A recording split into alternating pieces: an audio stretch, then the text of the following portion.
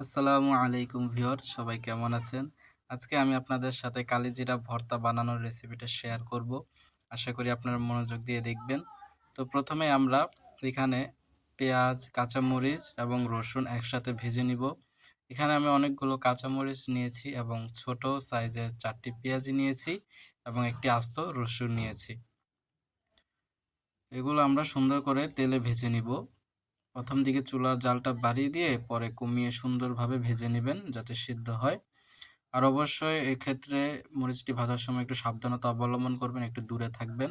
কারণ অনেক সময় মরিচ ছিটকে যায়। তো এই পর্যায়ে আমরা কালিজিরা ভেজে নিব। কালিজিরা ভাজার পর এখন আমরা এগুলো বেটে নিব।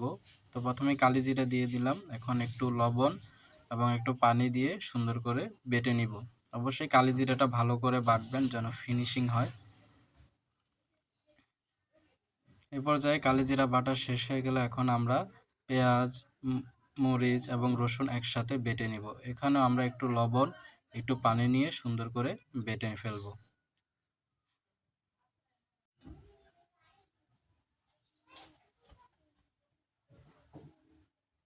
বাটা হয়ে গেলে এই পর্যায়ে আমরা কালিজিরা এবং এই মরিচ বাটাটা ভালোভাবে মিশিয়ে নিব।